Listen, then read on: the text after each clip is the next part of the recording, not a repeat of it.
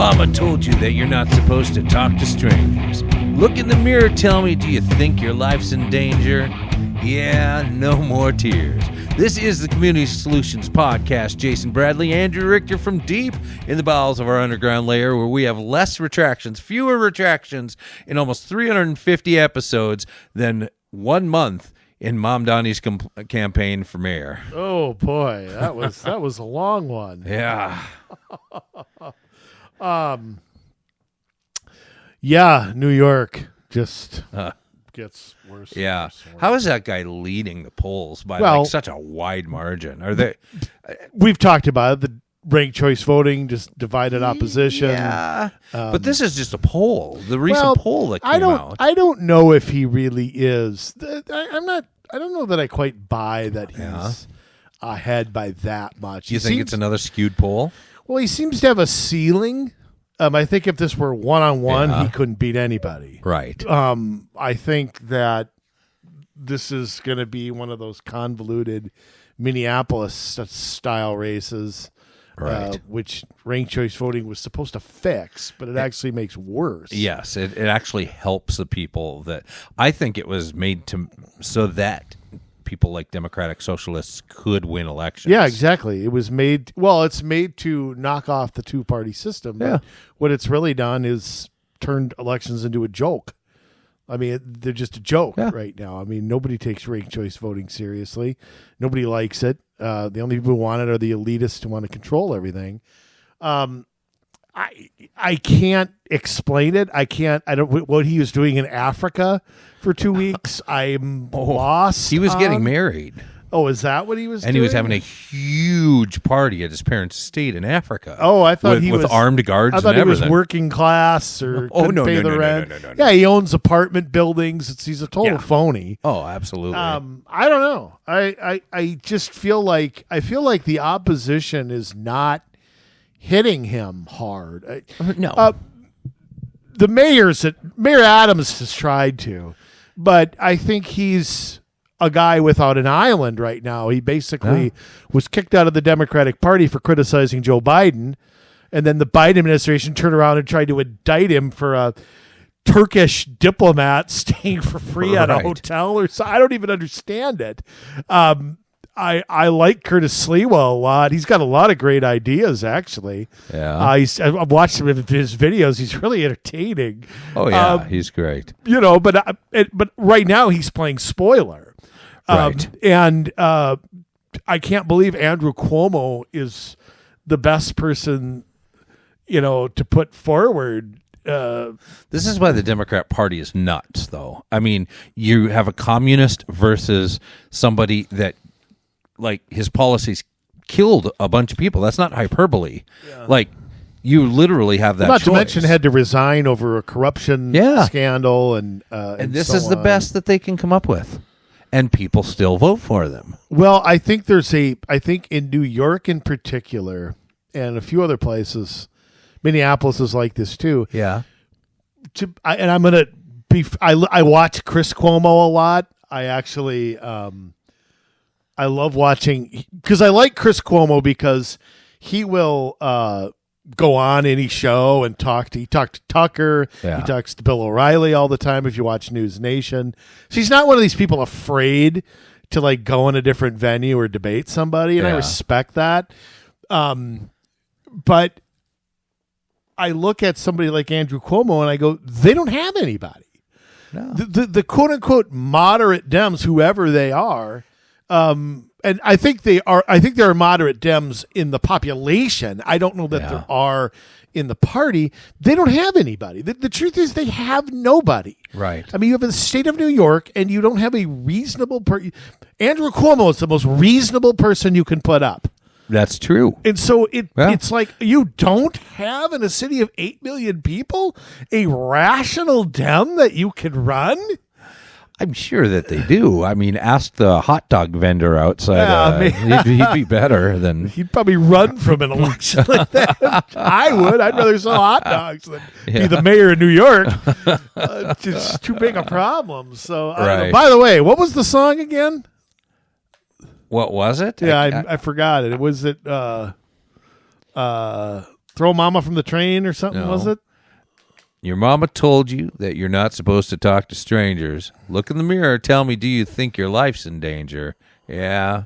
No more tears. Yeah, No More Tears. It's Ozzy Osbourne. Yes. Okay. And we'll get to why Yeah. that is the song of the We day will in a today. sec. But But am I gonna? If I make a prediction, if nobody drops out, Mondavi wins with 39% of the vote. Yeah. I think he wins a close race. I think Adams could come in fourth. that's how it's looking right now. Yeah, and I think Sliwa will come in third, and I Yeah. think he'll get a bigger chunk of the vote. I mean, Trump improved the vote in New York City by a lot, Yeah.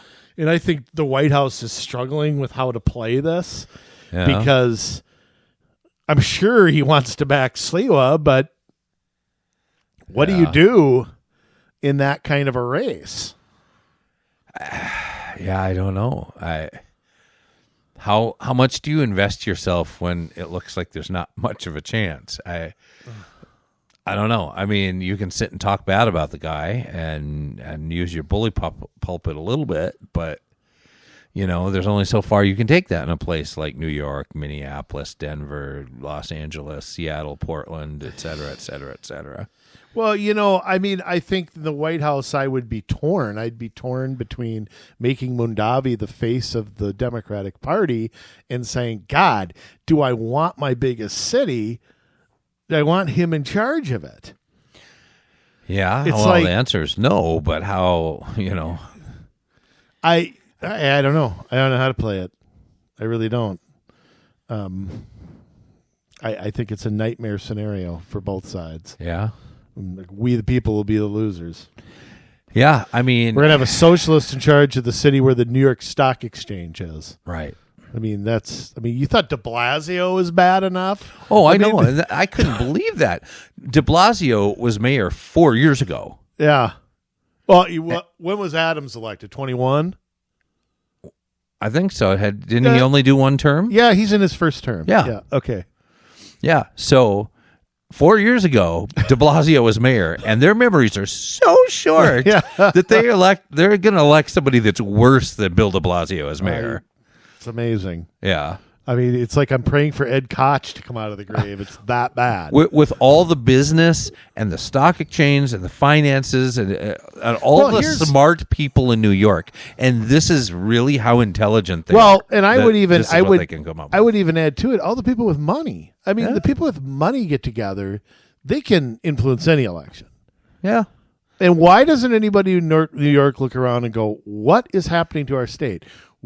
There was if you go back to I think it was the 1980s. New York was 36 electoral votes and Florida was 21. Mm-hmm. Now New York's 28, Florida's 30. Does anyone look around and go, why are people leaving our state? Why doesn't that idiot dingbat governor look at herself and go, I mean, look, as bad as some of their other governors have been, she's worse. Oh yeah. I mean, I can't imagine. Even a guy like Mario Cuomo wasn't anywhere near as bad. I mean, you go back 50 years, and Nelson Rockefeller looks good. Yeah. George Pataki. Sure. Yeah. I mean, you name one. Can you believe Rudy Giuliani used to run New York? Yeah. I mean, really? He used to run New York City. And I just continue to think that at some point that message, because with Giuliani won, it was very similar to now. Mm-hmm. But you didn't have the ranked choice voting BS. Right. You didn't have, you didn't have the liberals weren't all yuppies. You living in a high rise, having food delivered to them. Yeah. It was a different time, but he got elected based on crime, based on chaos, based on I'm gonna take over this. You're gonna actually. And speaking of that, Jay. In fact, actually, let's not get to DC right away. We got to address the recent deaths of celebrities. But you mentioned Ozzy Osbourne. It's funny. I think of Ozzy. I think of his reality show. Yeah. One of the first reality shows ever, which was horrible. Yeah, it was so horrible. Literally, Osbourne like had his own language. I remember one time on there he said burrito, and they had to write burrito like in closed captioning below. That's what I heard. Sure. Well, what were you? I mean, were you a Black Sabbath fan, or were you? Let me tell you this story. I remember growing up in Duluth, right? And he must have came. I don't know what tour it would have been because I didn't follow that, things that closely at that time. But I remember being afraid he was in my closet and was going to come out and like bite my head off, literally.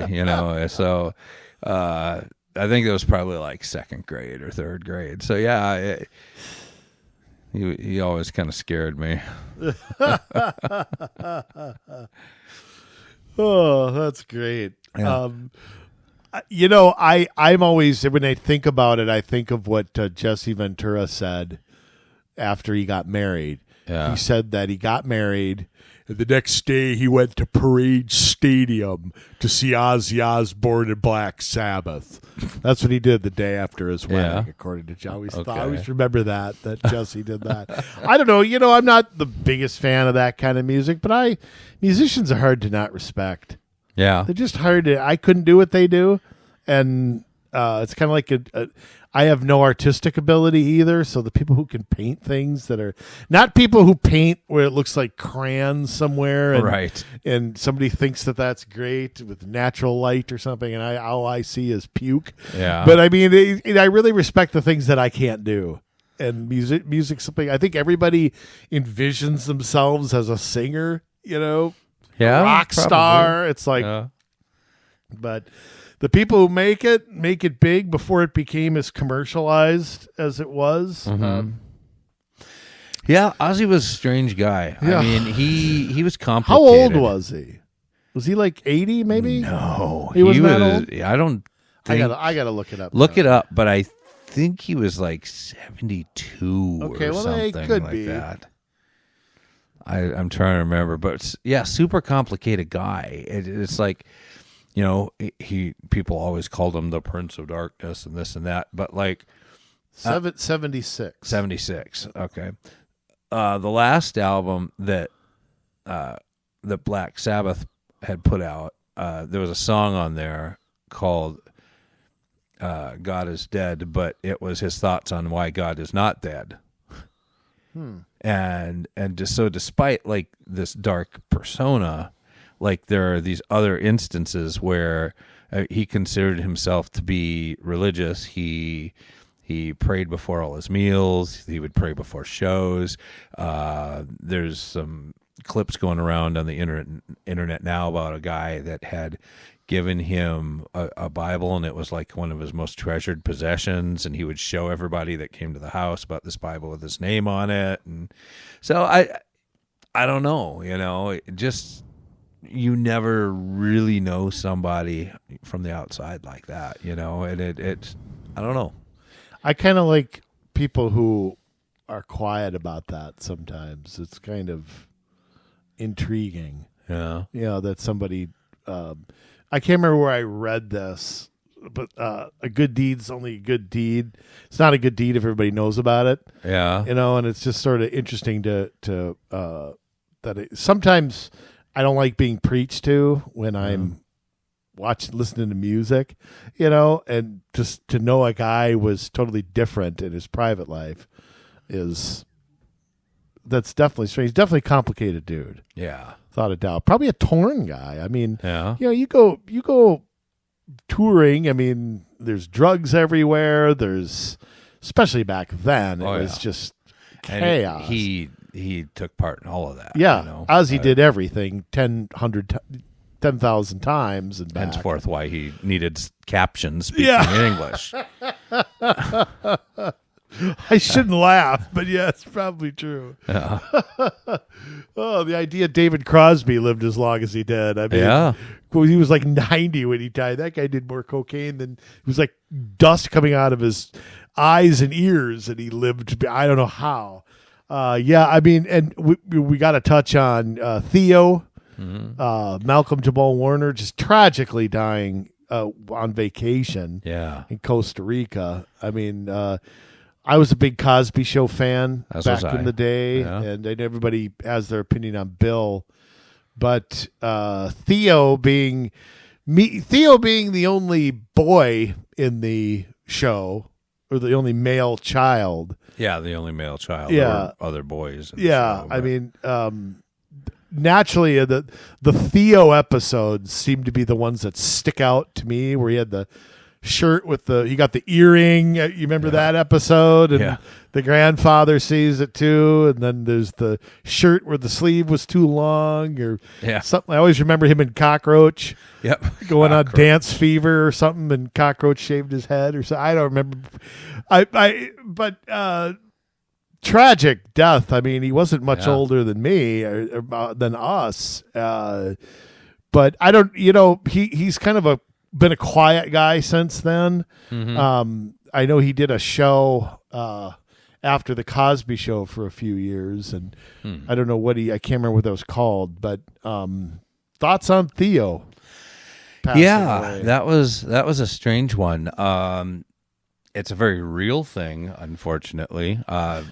When I had my job during college, there was a manager there that was playing volleyball down on Park Point off of Lake Superior. Went in after a volleyball that had gone in Lake Superior, and the riptide took him out, and he drowned to death. And so something I've been aware of for a long time is that's possible, and you just really have to be so careful anytime you're in a big body of water like Lake Superior, like the ocean.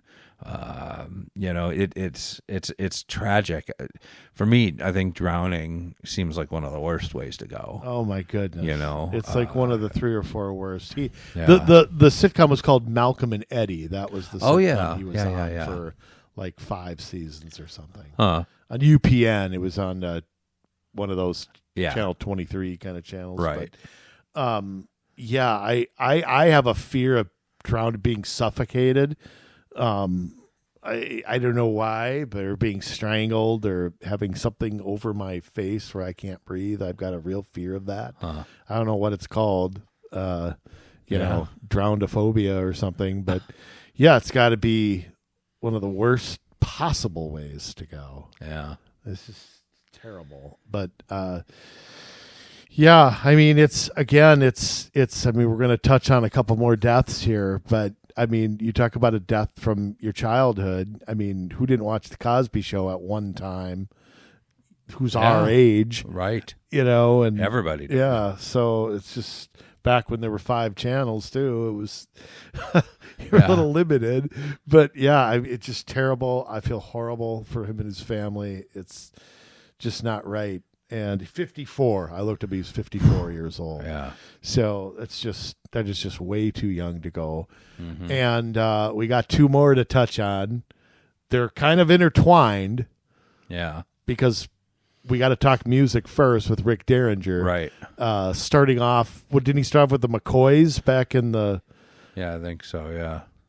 Hang on, Snoopy, wasn't that them? Sloopy. Yeah, something like that. Yeah. Wasn't that? The McCoys back I think in so. Early 60s, maybe? He was older than I realized. A little bit older than I realized. He died in May 26th, by the way, is when he passed away. But I thought he was with the McCoys back. Yes, the McCoys. Yeah. 1965 when Hang on, Sloopy Hang came on, out. Snoopy. Hang on, Snoopy, Charlie Brown's coming. But of course, we know him from I know him more from wrestling than anything. Me too. We'll get into why in a second, but well, I guess it's kind of a tie between wrestling and rock and roll hoochie coo. Oh, sure. But that's got without a doubt. How could I forget that? Yeah. That was what, in the 70s that came out? It had to have been. It had to be early to mid 70s. It had to be. That's true. Gosh, that probably was. I mean, because 73. that's 73. Yeah. Okay, but because that's kind of before I was born. I guess the song's iconic, obviously, but to me, Right. Derringer's always the guy who wrote Hulk Hogan's theme music, and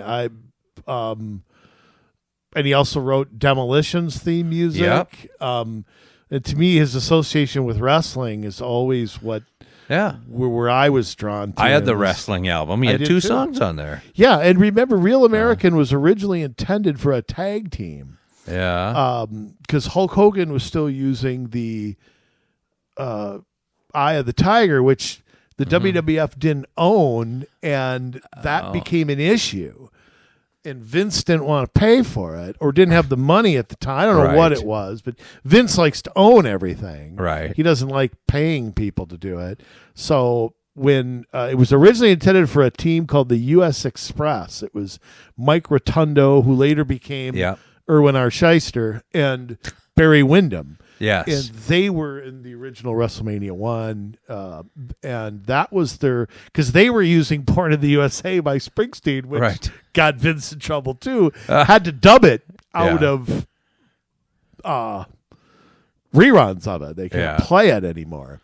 If you go on on Peacock, they won't play that. So Vince decided to own it. And when Windham and Rotundo, one of them left the WWF, they decided Hulk Hogan should have it, that they should make Real American his theme song, which is where it became iconic beyond belief. And of course, that leads into the shocking death of Hulk Hogan, which I'm not sure I've recovered from it. He would have been 72 yesterday, or the day before, the 11th. Probably, I can't think of anyone outside my immediate family who was a bigger hero to me as a kid. And I say that with all due respect to the Michael Jordans and the people like that. I think Hogan and Michael Jordan are the biggest sports figures from that era. I think anybody in wrestling will be compared to him. No. I think anybody who comes along in wrestling will never be what it was, because they won't touch storylines. They won't. The corporations destroy everything. But I had heard reports that he wasn't doing well following some surgeries. Had a lot of surgeries on his back. He had a bent spinal cord or bent spine. Hulk thought it was from doing the leg drop, landing on his hip so much. Jimmy Hart was on a podcast. He was very close to Hulk. Yeah. Was on a podcast. I listened to him maybe the week before July 4th. And Jimmy was pretty guarded about how Hulk was doing. And I don't really know if that the complications had something to do with it. Yeah. But his death to me came as just and the media coverage has been so bad of his death. I hate our media now more than I've ever hated them. Yeah. And it's just tragic how it's been covered. But to me, it came out of left field that he died. Yeah. Yeah, me too. I mean, it seemed like Hulk had been doing really well for the most part. I mean, you look at him being in at Donald Trump's events and the interviews since then, and he got remarried a few years ago and seemed to have. Both him and Rick Derringer, as opposed to Ozzy Osbourne, were really upfront about their faith and what an important part of their life that was. They were pretty outspoken about that. Well, and I want to say something too. Hulk went through a very public divorce. Yeah. Considered suicide at one time. He spoke about that, that I've listened to. Yeah. And got out of it somehow. I guess he got drunk and had a few guns. And when he got divorced, his house was empty. His kids were gone. And he came out of it. Yeah. And didn't become that wrestling tragedy like so many of them end up being. Yeah. Who die broke, who die alone, who I looked up the card for WrestleMania 1, and I want to say there's 5 guys still around. Really, that's it? Yeah, I think it's 6 if you. I think it's 7 if you include Jimmy Hart. Yeah. And Jesse, who was on commentating. Yeah. I think it's Tito Santana, Greg the Hammer Valentine, Ricky the Dragon Steamboat. Yeah. And then Barry Windham and Mike Rotunda. I think they're the only ones still around. Really? The people that were actually on the card, but yeah, not like Mr. T. I'm not going to count him. Yeah. but the rest of the main event, Pat Patterson was the referee.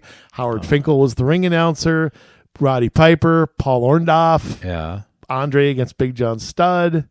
They're both gone. Nikolai Volkov and Iron Sheik are gone. I mean, it's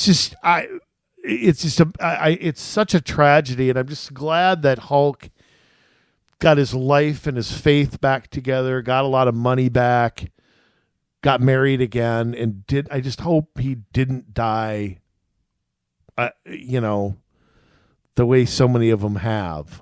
Yeah. It's so horrible to think of all the deaths in pro wrestling. Right. It's just, I mean, there's none of them around anymore.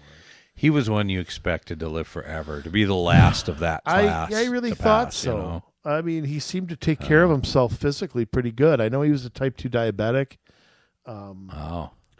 Yeah, I mean, that came out.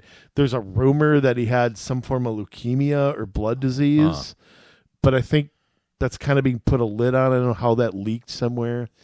I know he became a grandfather recently, unfortunately. I mean, they're going to imagine Hulk Hogan as your grandpa. Yeah. But I mean, for me, I just go back to my childhood and I think about, you think about the message Hulk Hogan gave, the character. I know the man behind it wasn't perfect, but the character. And you think about, doing your best and loving your country and saying your prayer. My mom used to say, go to bed and say your prayers. Hulk Hogan says his prayers. You better say them. Hulk Hogan takes his vitamins. I had the vitamins, and I get them mixed up with the Flintstone ones. Yeah. Because they tasted like sweet tarts. I used to love sweet tarts. Yeah. And that was probably why. But it's like Hulk Hogan says his prayers. You have to. Yeah. Believe it in yourself. It's just such, some of those things people believe it in God. Yeah. And some of those things I think are sneered at now. Yeah. But you think about the right message to give to the youth back then. Yeah. And he obviously made the WWF. He made the WCW. Yeah. He doesn't make that jump. They don't go anywhere. Right. He made both companies, and would you say that was anybody more popular that like turned from hero to heel? no. And I mean, he maintained a lot of that popularity even as a heel, didn't he? He did. The great thing about Hulk was that he had a good sense of when he had to do something different. Yeah. And I think when he went to WCW, part of that old Southern wrestling Jim Crockett promotion didn't accept Hulk. I think he and Eric Bischoff recognized that. Yeah. Hulk's name was so big for the company that they had to push him as a good guy for a while. Yeah. Because you needed they had no merchandising. They sold no T-shirts. They had no corporate sponsors. Hulk brought all that. And then Randy came in, brought Slim Jim, Randy Savage. Yeah. But then I think they recognized we gotta do something here. And I think he became, I remember it. I hated it at first, but I couldn't turn the TV off. Yeah. So it was kind of a love to hate. I still loved him, but I hated what was happening. Yeah. But I couldn't turn off the TV. And then it was like they had a good sense of when, okay, now he's a bad guy, but he's being, like, I go back to the WrestleMania against The Rock. Yeah. Where they tried to push him as a bad, nobody would do it. Right. And if you listen to Hulk tell the story, which is funny, he'll say, "Oh, I tried to be that at all," and him and The Rock just went with it. Yeah. Rock was good and smart. Yeah. Got it. Third generation guy. I mean, they didn't have to. They didn't have to do I mean, they didn't even have to. Hulk was like 47 years old in that match. I mean, he's way past his prime. Right. And so, I think it was just great television. You just couldn't turn it away. You can't think of a bigger good guy. And I always listen to Bruce Pritchard.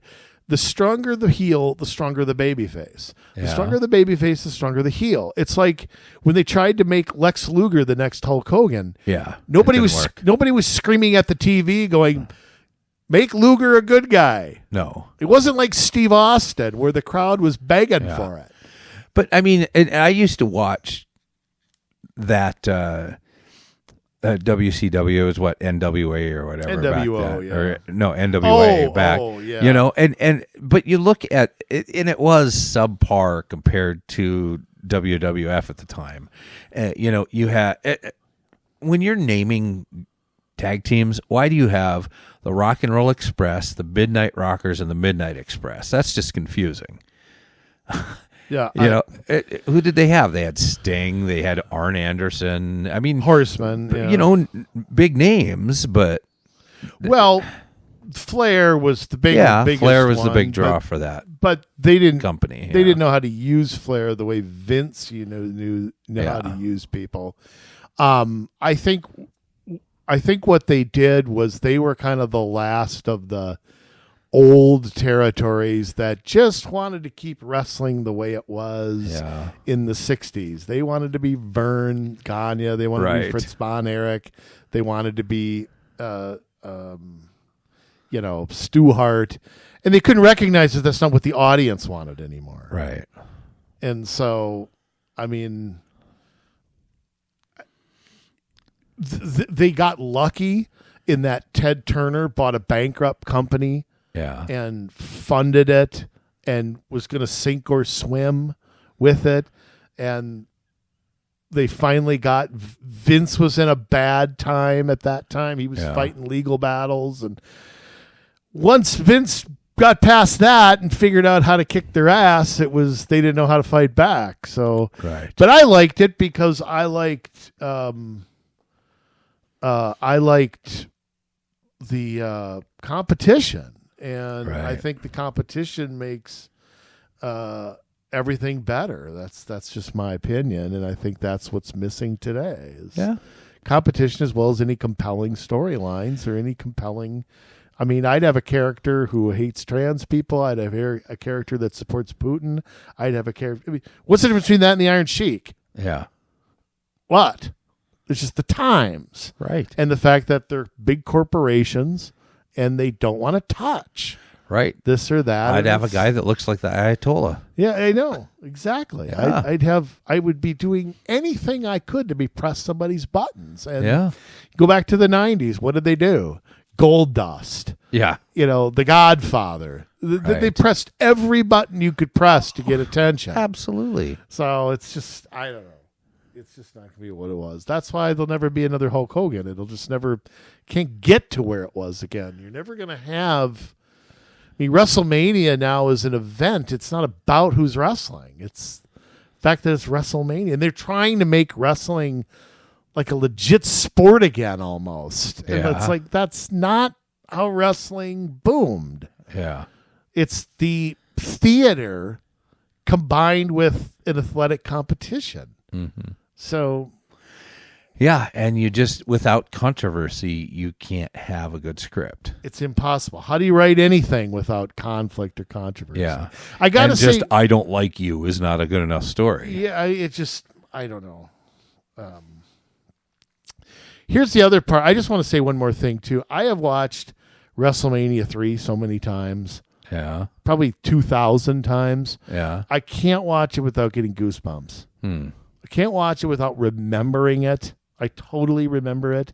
It's like I remember WrestleMania 2 having to talk my dad into going to a movie theater to watch it. Closed circuit TV, I think is what they called it. Yeah. And then pretty soon I was having slumber parties for Saturday Night's Main Event, and he'd stay up with us.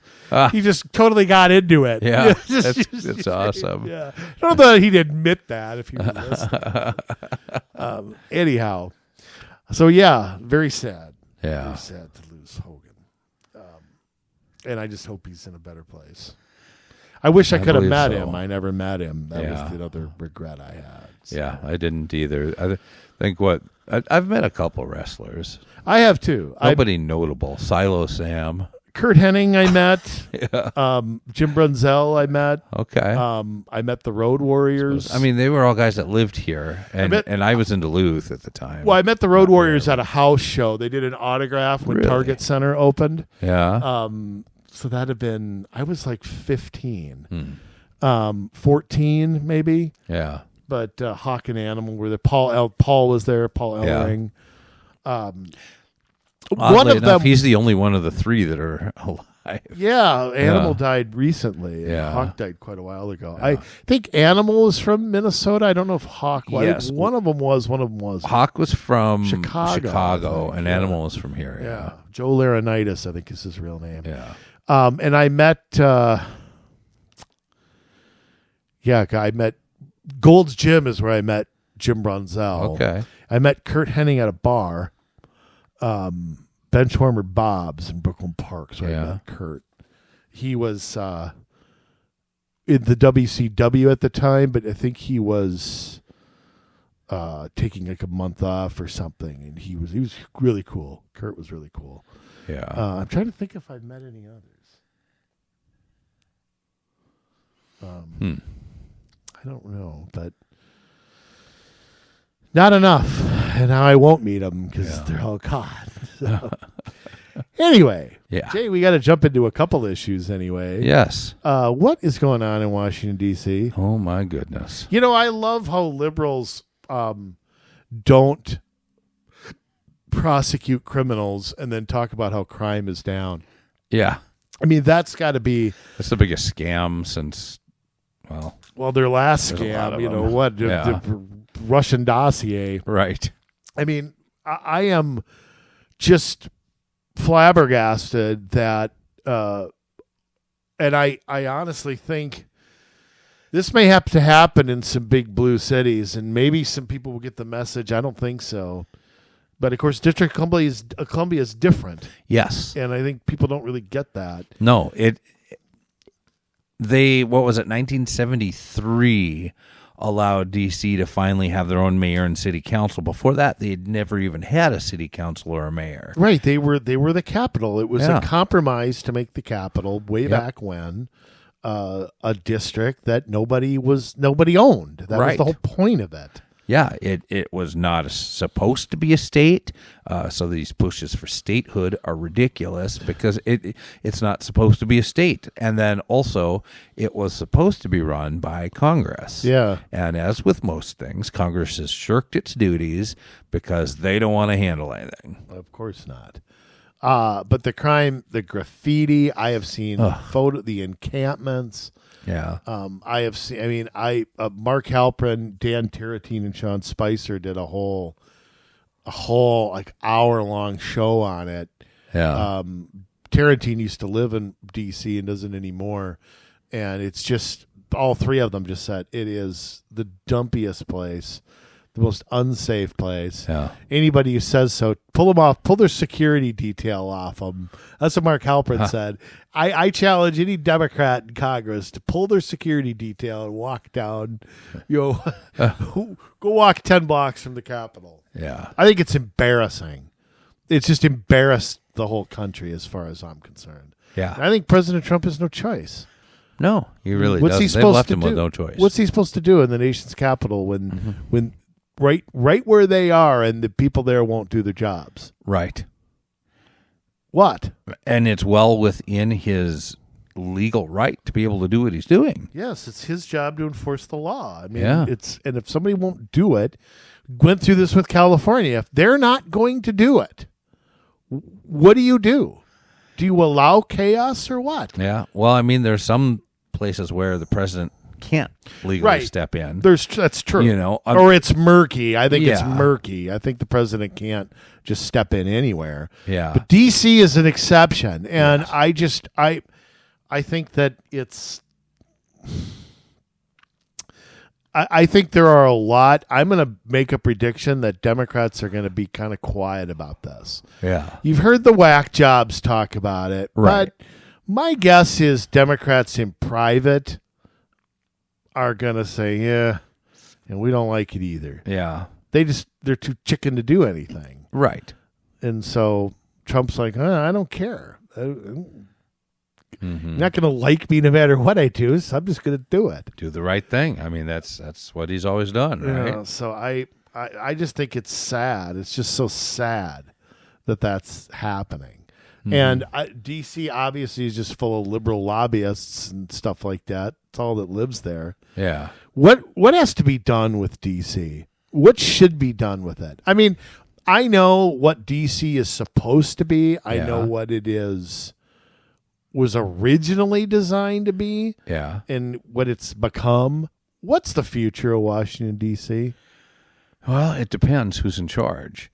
Hopefully the Republicans keep doing good things, and the Democrats still keep fielding terrible candidates.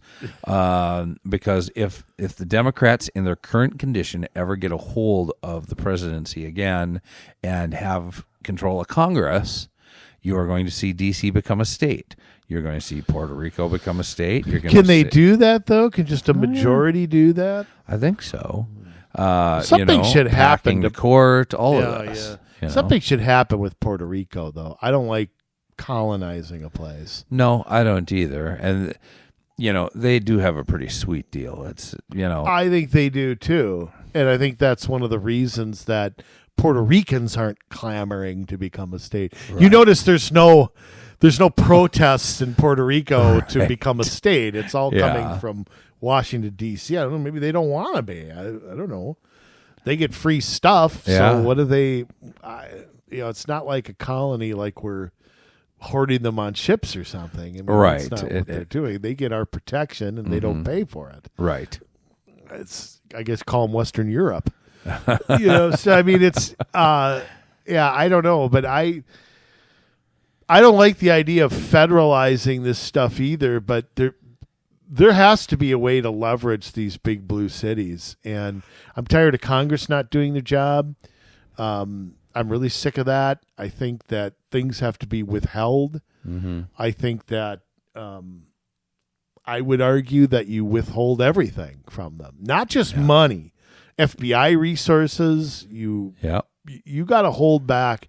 You got to put leverage on them. Say, look, you don't prosecute criminals, and I continue to believe, and maybe I know that the pendulum has swung in this country back to reason when it comes to crime.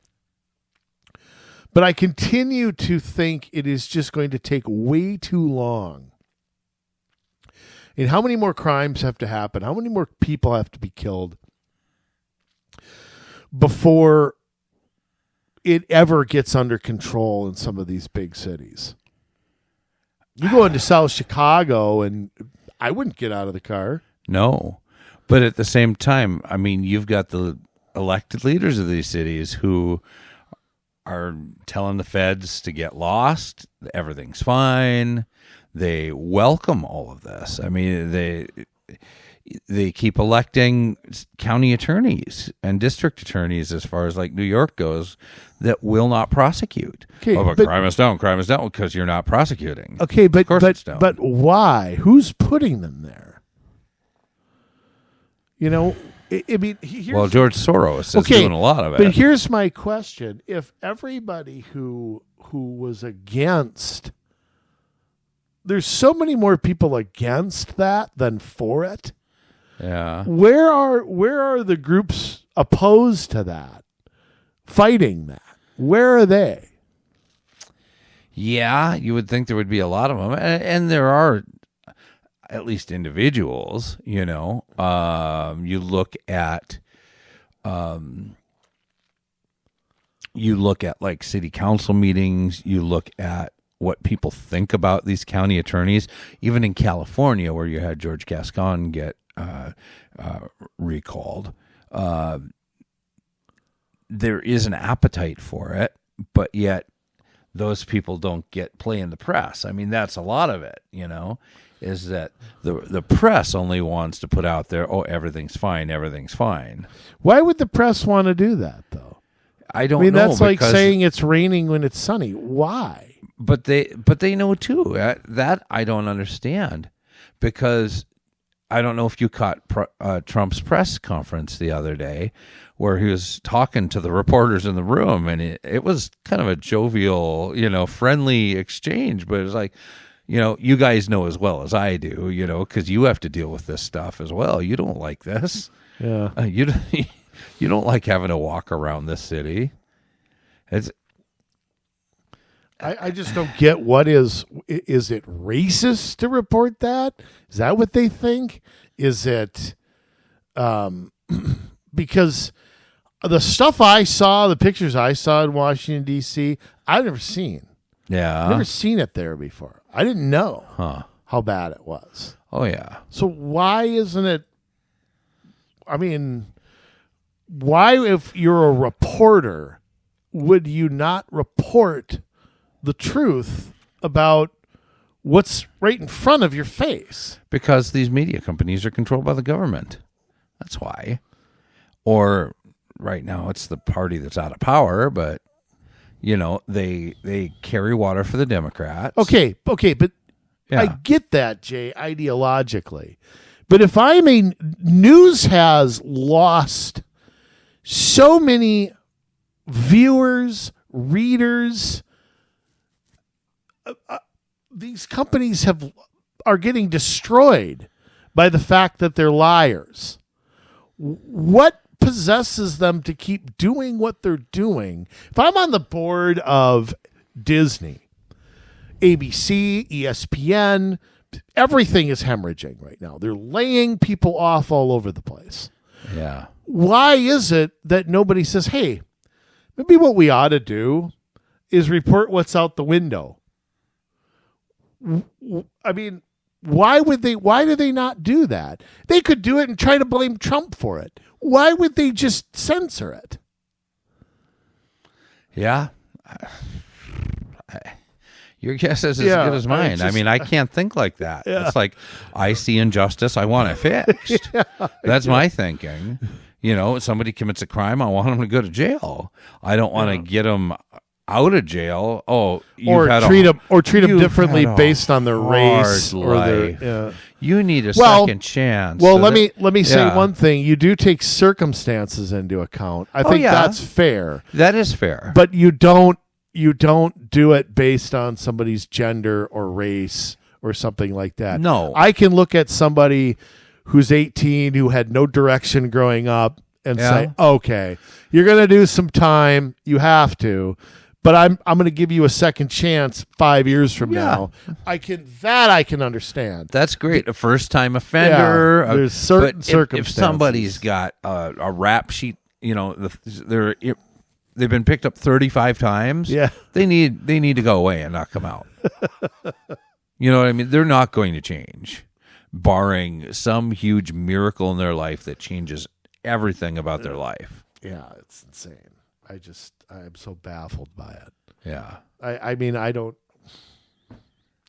know what to say about these big blue cities. Every time I think it can't get worse, it can, and it can, and it can. And it does. It can. I mean, Minneapolis, we're going to get worse and worse.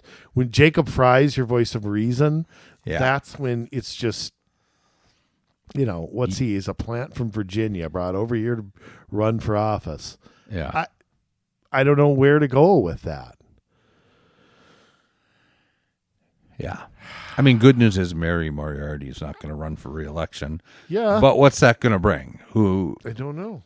Going to bring her lesbian partner? What is it going to bring? I have no idea.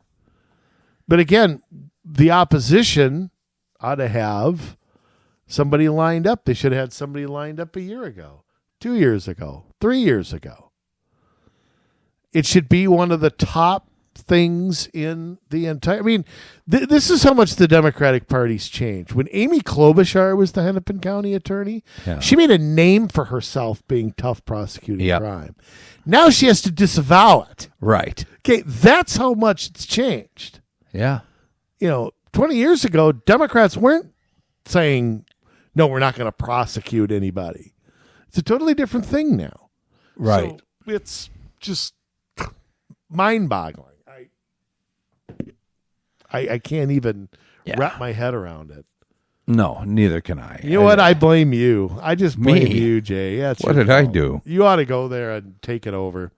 Yeah, well. I got to say this. I agree with Sean Spicer, Trump's old press secretary. Yeah. Get rid of D.C. Let Maryland have it. Get rid of the 3 electoral votes. Maryland can have 1 more. Then you lose 2 Dems. 2 Democratic electoral votes. There, we're good. I'm good with that. Yeah. I don't know. Just a thought. Yeah. Can't give it to Virginia. It's the other side of the river. Yeah. Although the Pentagon's over there. Yeah. What else is over there? The Navy Yard. What else is in the cemetery? What else is in Arlington? I've never been there. You ever been to D.C.? Yeah. Oh, okay. I've never been. Yeah, I've been there once. Went there as part of the National Boy Scout Jamboree in 1989. Oh, you were the Boy Scout. Yeah. Not your kid. Yeah.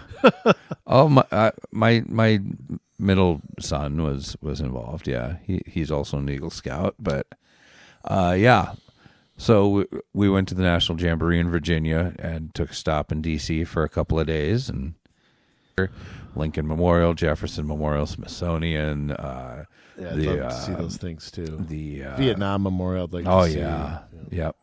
Yep. The Unknown Soldier.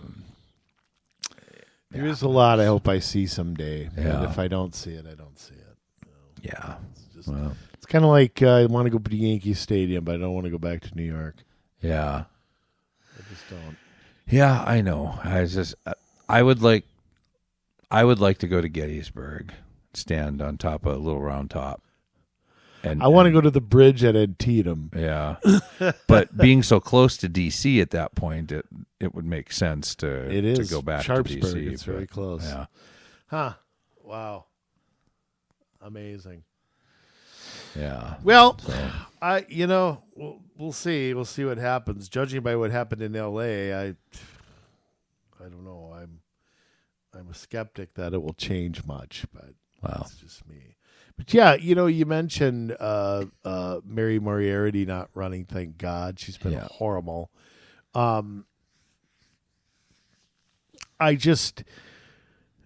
Every time I've been happy about a Democratic retirement, what's replaced them has often become even more horrible.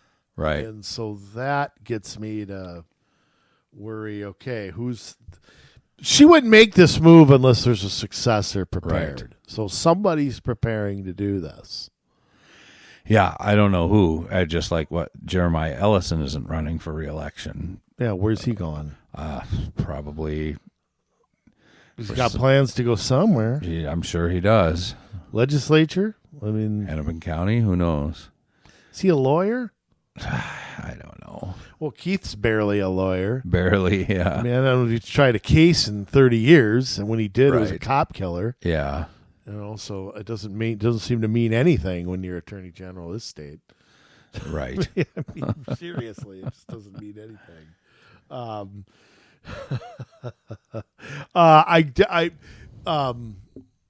It's funny. I have to bring up Rahm Emanuel, who is being floated as a 2028 Democratic candidate. Did you see his interview with Megyn Kelly? No. Okay, let me say I like Megyn Kelly. Don't agree with her on everything, but she has a good podcast. She has a lot of good guests. Yeah. And if you're a Democrat and you're going to go on with Megyn Kelly, Rahm Emanuel's a smart guy. Whatever you want to think of him, he's no dummy. No. Okay? What's Megyn Kelly going to ask you? You know what she's going to ask you. Yeah. The trans stuff. Yep. And she had to ask Rahm Emanuel the same question like 11 times before he finally gave an answer. Just wouldn't let him get away with the talking point thing. Right. Now, here's my question. It's kind of like Kamala going on The View, being asked about Joe Biden and having a blank stare. Can't think of anything. And you could just see her searching for words. She had no idea what to say. Why haven't they thought a better answer to that? I mean, it's only been an issue for ever. Well, but Since- if I'm Rahm Emanuel and I'm going to be the voice of reason in the Democratic Party, you're going to, there's your opening. Okay. Are you that scared of AOC and I'm not sure everyone on the far left is, I mean, this is like an 85-15 issue. I'm not sure everyone. I know the loudest people are. Yeah. But I'm not sure every Bernie Sanders supporter thinks that a man could go in a woman's bathroom. I'm not quite sure I agree with that. Right. You're that scared. I mean, I was actually looking forward to that because I thought Rahm would go on there to make some news. I thought he had something he wanted to say. Why would you do that show? And they literally have nothing. They literally have just a pile of doggy butt smell. That's just all they've got.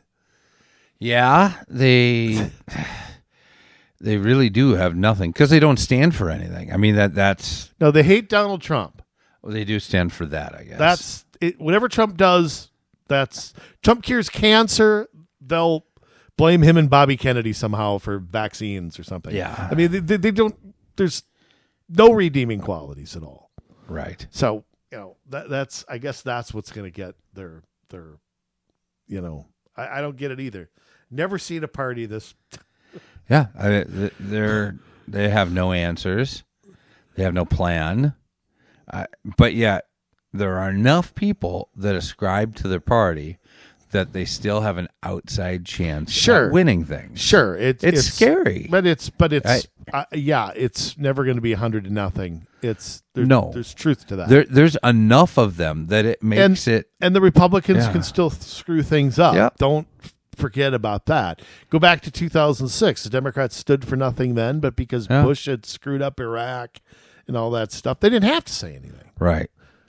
They just won because they weren't Bush, and that was enough. And maybe that's what they're waiting for, is Trump to screw things up so bad that they can walk in. I think 26 or 28, but he won't. I think things are different now. I don't think they can. I think they think that. Yeah. But I honestly believe that that's backfiring. If you're an on the fence voter and you voted for Donald Trump, number one, you're giving him a chance. Yes. That's number one.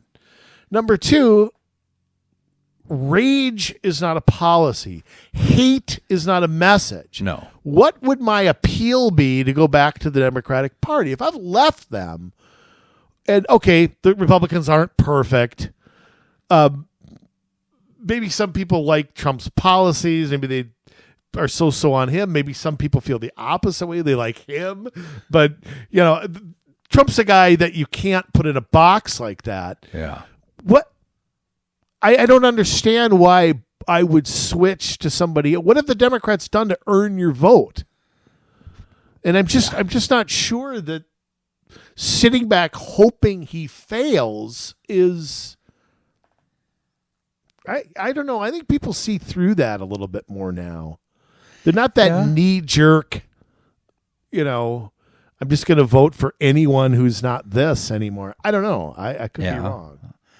I hope so. I hope that, but there's so many uninformed and low-informed voters that it does make it difficult. Well, and also, what worries me about 26 is more quality of candidates. Mm-hmm. Trump's not on the ballot, and when he's not been on the ballot, there is a difference. That mega crowd doesn't quite energize like they do when he's there. I think is they different. Do like J.D. Vance I think quite they a bit. love J.D. Vance. I think in 28, it won't be a pride. It's Trump's fourth term. Yeah. I mean, I think they will be there then. I don't know about, and I don't think mega candidates don't seem to be the people that we're recruiting. I think Michael Whatley's trying to, but I think Whatley's eyeing a Senate run in North Carolina.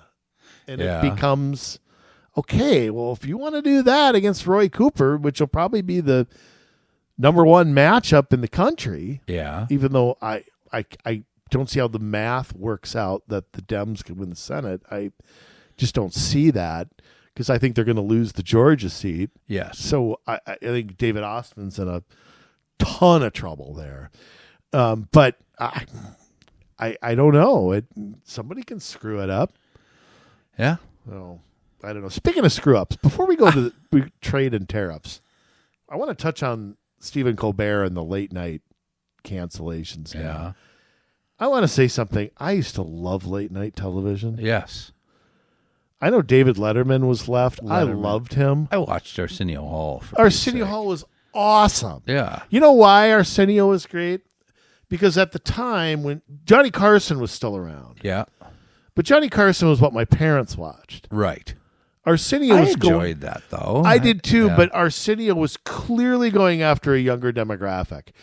If you look, like you watch music on Arsenio Hall's show, he had Whitney Houston, Madonna, Mariah Carey. He was going at Johnny, as much as I love him, but you'd watch Tony Bennett and Engelbert Humperdinck, Elvis Costello. And it was Burt Bacharach. Yeah, exactly. And Arsenio had wrestlers, he had sports guys, and it was great. But late night TV used to be so fun. Jay Leno was great. I used to watch him all the time. It's been going since Steve Allen was the host of the Tonight Show in like the late 50s. Yeah.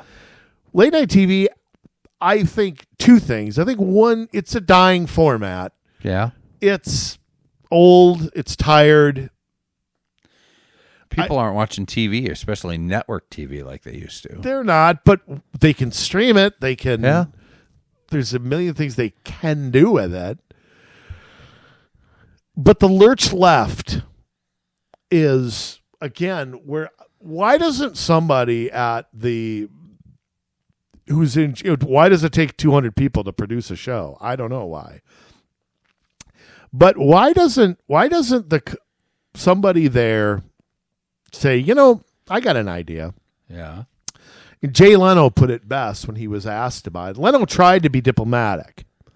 He basically said, why not just go out and be funny? Why alienate half your audience? Why? But you could see what he was really thought. Jay just kept it like he didn't want to. You could tell he didn't want to directly criticize them too much. Right. But it's like, why don't you say, okay, let's just make fun of everybody? Leno said the story too. He goes, I spent the entire 1990s making fun of Bill Clinton.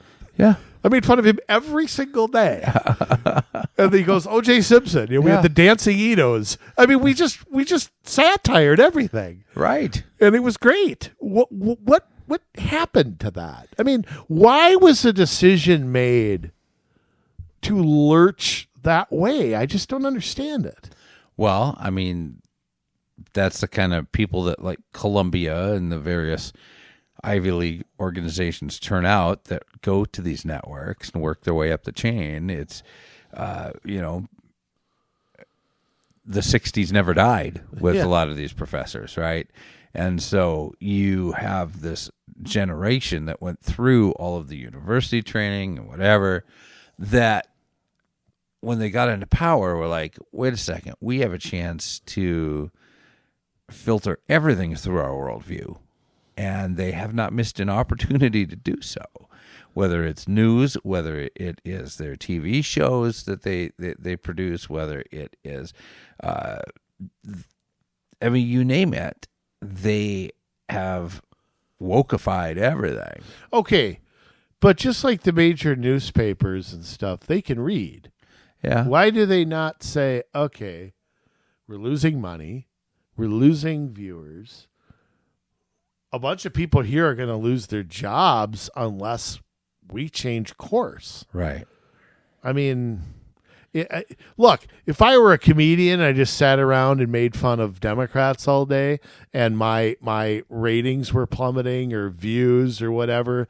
Some people like Greg Gutfeld can get away with it, but some people can't. Yeah. Why wouldn't I say to myself, okay, this stinks, I got to change? That's what I would do. Yeah. I just don't get it. It's like Saturday Night Live. I didn't even know it was still on. Yeah, it's still on, I guess. Still there?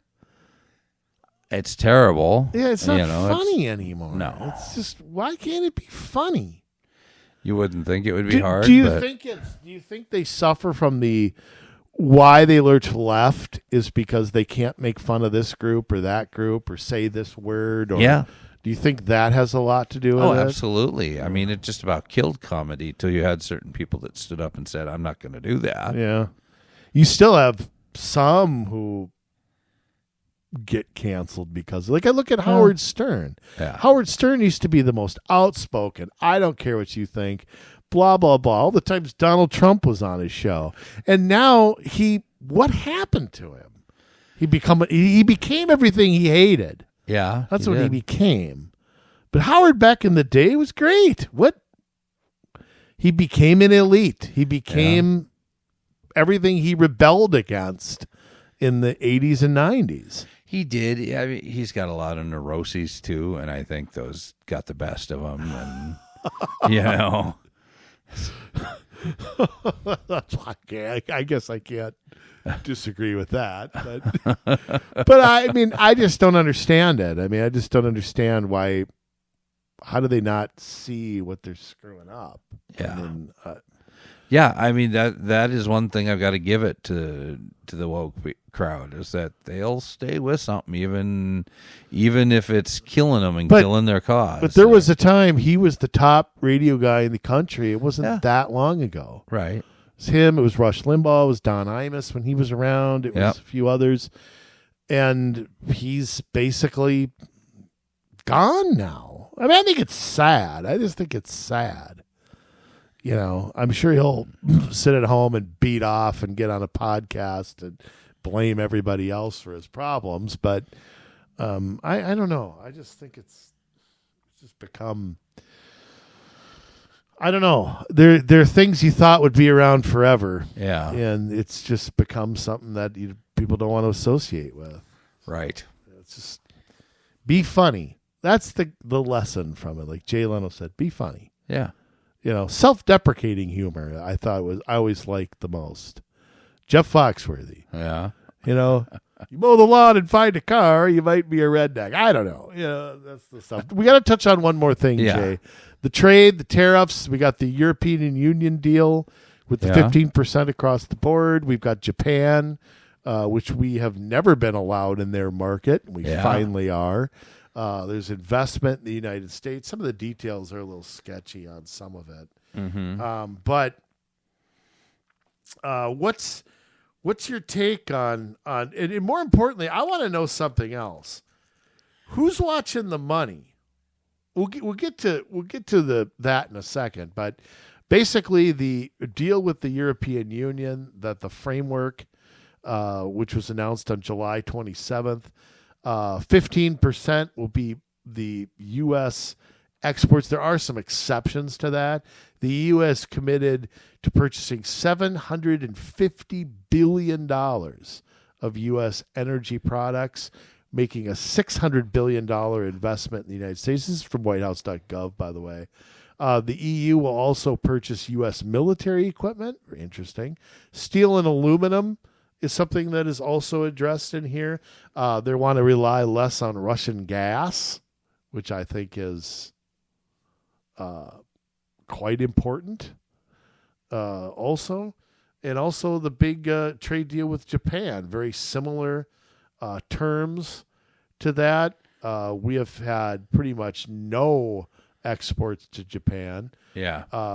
They again agreed to the 15%. They lowered tariffs on our products, specifically agriculture. Tokyo is the largest city in the world. Pretty much, A lot of people to feed over there. Yes. So it's big deal. Japan is committed to investments in infrastructure, semiconductors, minerals, pharmaceuticals, ships. There is a little bit of gray area on the details there. Yeah. I know some things still have to be hammered out. But, I'm a supporter of the tariffs, and I know some people on the right, the purists, who study, the Milton Friedman or something will kind of scoff at the tariffs. But I think that it depends who you're trading with. I always say that. Right. That, labor goes to the lowest common denominator, which has always been my criticism of NAFTA. So, do you think the tariffs are working? Do you like the deals? Do you think, obviously there's more to come? Yes. We reached a deal with a couple other countries as well. There's still a few big ones out there. European Union, obviously Europe's best days were 300 years ago, but when there's 27 countries involved in something, it's a big deal. Mm-hmm. How do you read that as far as how the quote-unquote trade war, I don't like calling it that. No. How do you read how it's going? I think it's going well. Yeah. I mean, right out of the gates, you had all these countries, over 100 countries that came to us and wanted to make deals. And now he's going through and he's making the deals. I love how Trump is not rushing to make the first deal on the table. Right. And you remember he said this, hey, we don't have to make a deal. You can see he wants to. Oh, yeah.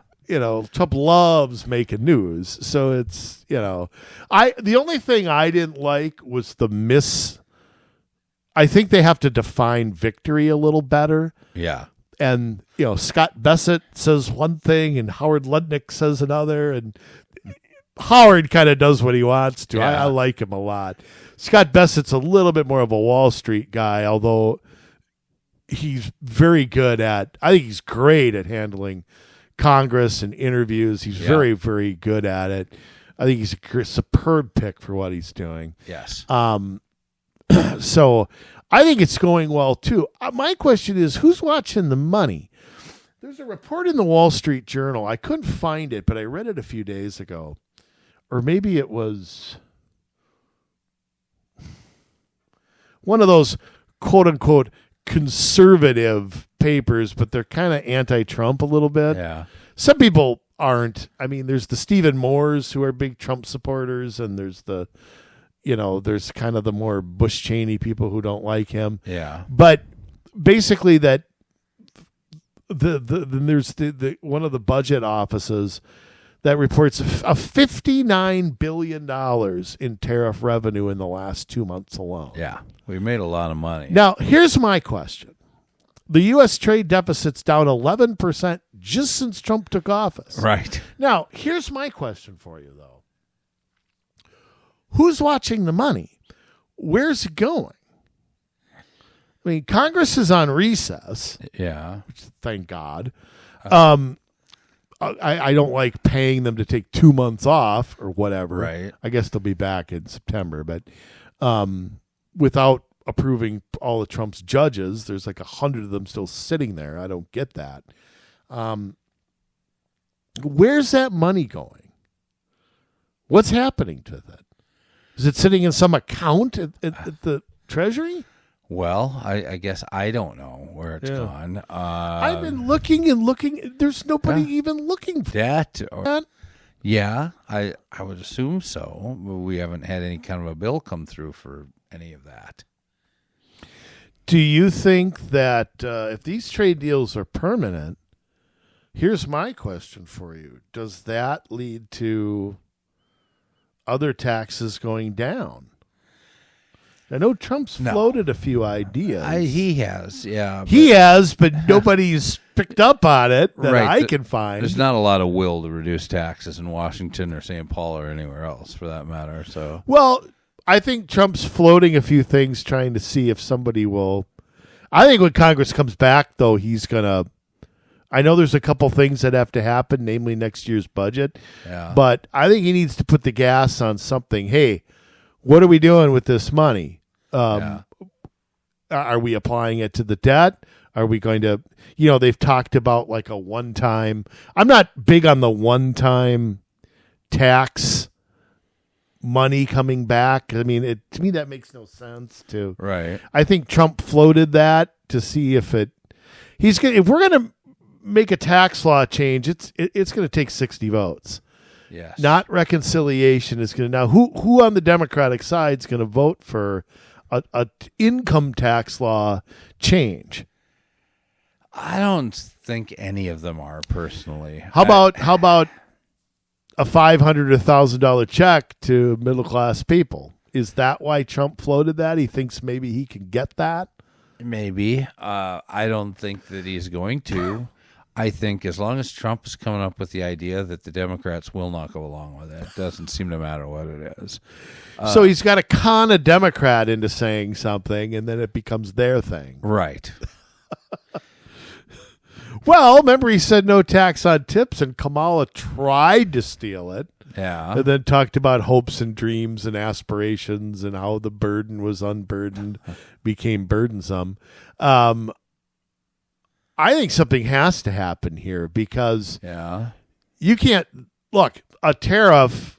As much as I understand what's going on here, is a tax paid by somebody. Yeah. Whether it's a consumer, whether a business eating part of the cost, whether other countries eating part of it. Yeah. It's still a tax. And if we're going to raise one tax or have one tax, there's been tariffs on things forever in some cases.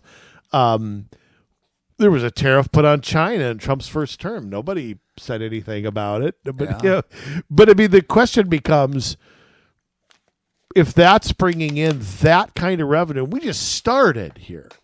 What happens in 6 months or a year? I'm concerned about Congress spending it. And I think Trump's got to put his foot down and say, no, we're not going to do that. Yeah, it's got to get appropriated somewhere. Yeah, before... they've got to get a message together. Yes. And they just don't seem to have it right now. No, and I don't know why. I wonder how many of them actually expected this to work. One guy. Yeah. He's in the White House. Yeah. Maybe a couple others. Right. Maybe so some people around nobody Trump. planned on it because they didn't expect that it was going to work.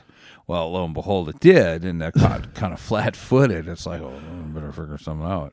But you know, when Congress gets a whole lot more money. Yeah, they spend it. I would love to see it be applied to bring down the deficit or the debt. Paying the interest on the debt is a big problem right now. I would love to see most of it go to that. But if these tariffs are going to be permanent, then some reforms got to happen. Yeah. Something's got to happen because you can't pay that and it. Look, businesses are going to figure out. They'll figure it out. They'll figure out how to deal with it. I think some of it's baked in already. I think that they have been anticipating some of this. And I think with gas prices down, notice we didn't have the $4.29 spike like we see. I wonder why. Probably because we're turning the spigots on again. I think some things have gone down. My question just sort of becomes: how does Trump make because Trump's going to have to make the case for this. Yes, he's going to have to come up with something, or somebody in the administration has to, or some Republican has to. Yeah, I'm not hearing about where the money's going to go. There's got to be something about we've got to apply X here, Y here, and Z there, and fight for it. Yes, but I think to get real change, they're going to have to get 60 votes in the Senate somewhere. Yeah. And your guess is as good as mine where they're going to I think the only way that can happen is the one-time money going back to like the lower middle class.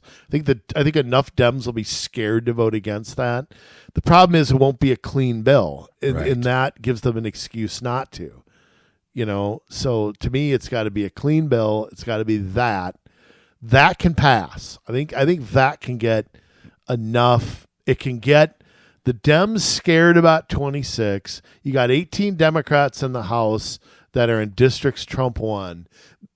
I think there's enough to get there, and then I think you'd add like a John Fetterman or somebody. Yeah, possibly. And maybe you can get it through the Senate. But any trying to rewrite the tax code will be tax cuts for the wealthy. It'll be a bunch of lawyers and lobbyists will come in there and take care of themselves.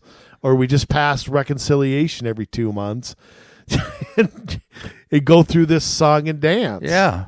Which I don't want to do. I don't want to do it either, but it seems like I am impressed that they passed the Doge cuts or the first round of them. I don't know that I expected that to happen, but maybe there's a little bit of will with the right amount of pressure to make some further cuts and to apply things to bringing these things down rather than just spending something because there's more money all of a sudden. I think there is. I think there was a lot of pressure. I think without Doge, I don't think any of those cuts would have been made. No. I think there was a lot of pressure. I still think there's a lot of pressure to cut spending. Again, where they choose to cut and how they explain it Yes. is something Republicans continue to just suck at. Some of them. They don't all suck at it. No. And you got the same ones that fight for it all the time. You know, your Rand Pauls, your Mike Lees, your Chip Roys, you know. Well, they fight for it, but they don't. Again, and look, I like Rand Paul. I like Tom Massey. I'm not ripping them. But you got to realize what's going to pass. Yeah. You got to fight, and then introduce a new bill. Push it again. Uh-huh. Keep going and keep. I always say this: the big beautiful bill. Why is that the last of it? Right. Why? Why It can't shouldn't be. We should Yeah. have a spending cut every day. Absolutely, you can. You could cut spending every day from now to the end of Trump's term, and you still will have waste that has not been cut from the federal government. Yeah, and there's so many things that I think would be popular to get rid of. Yeah. So I don't know. The tariffs to me are an opportunity to Right. say, okay, we're.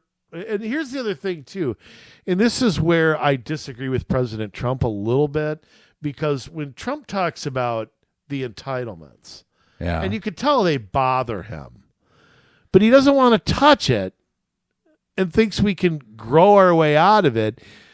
Yeah, that worked in the 90s because so fewer people are on those things. But when entitlements are half the budget, you can't just say, well, we'll just grow the economy.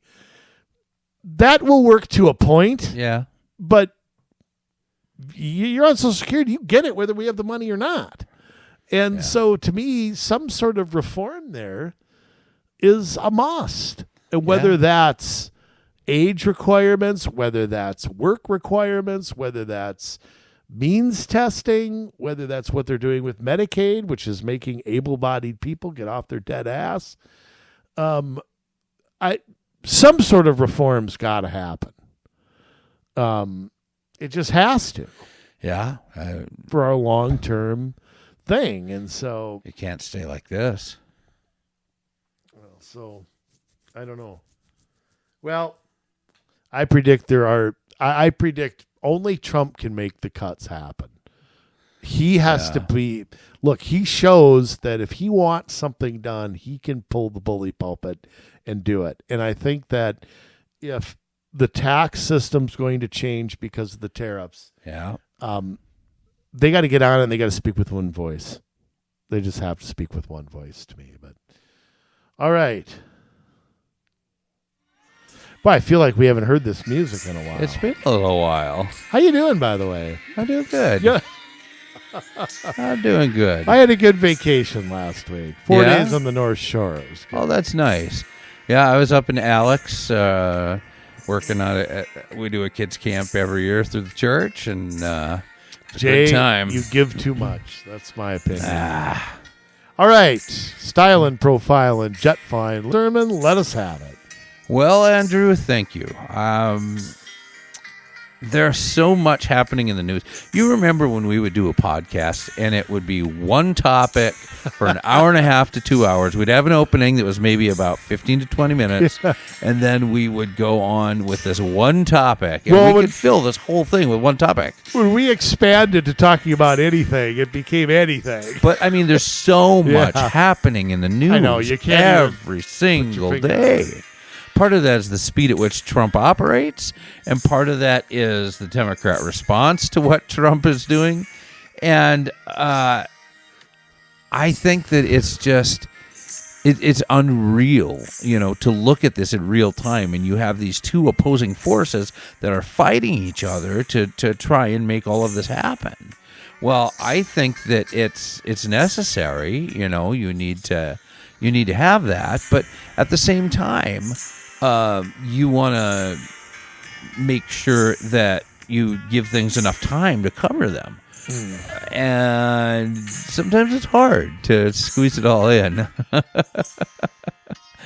But at any rate, I mean, that's where I think we all have to take ownership of this.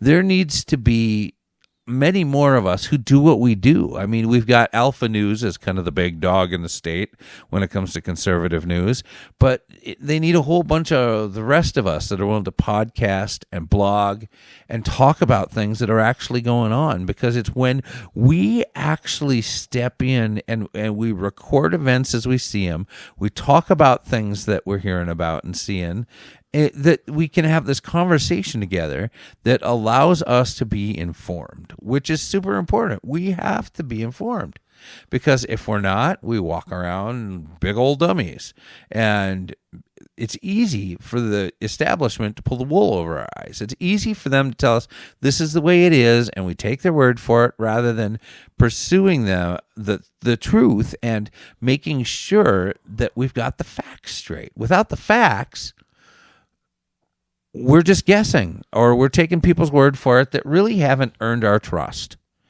We have to do better at this.